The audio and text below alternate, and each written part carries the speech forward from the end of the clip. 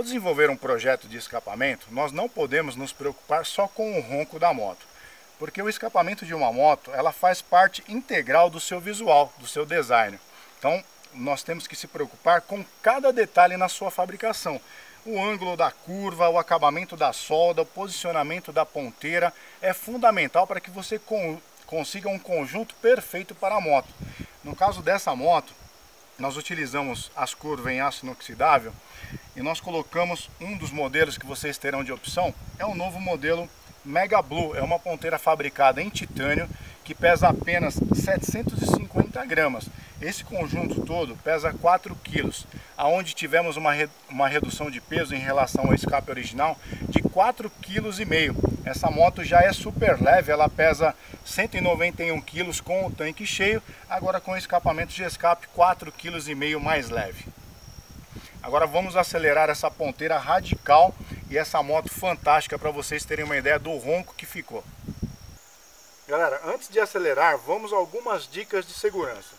Sempre ao sair com a sua moto, principalmente motos potentes como essa, nunca deixe de utilizar equipamentos de segurança de boa qualidade, como macacão, luvas, botas e capacete. Isso pode salvar a sua vida.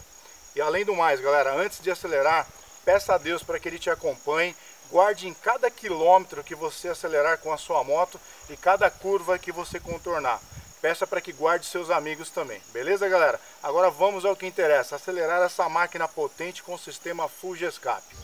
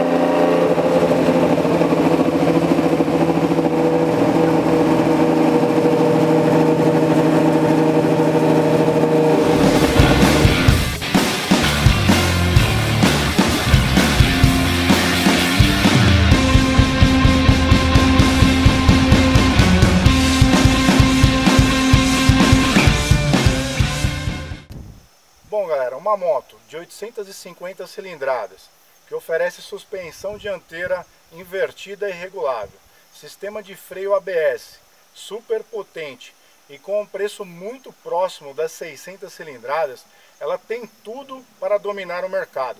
É uma excelente moto, fiquei impressionado em pilotar essa moto. Recomendo para quem aí está pensando em entrar no mundo das naked ou substituir a sua. Gostaria também de agradecer ao Robson, proprietário dessa moto, que mais uma vez confiou a sua máquina em nossas mãos para desenvolvermos mais esse projeto Gescap. E a vocês, galera, que acompanham o nosso trabalho, grande sucesso. Obrigado por estar elevando a Gescap cada dia mais. Sucesso na sua vida. Grande abraço a todos e até o próximo vídeo.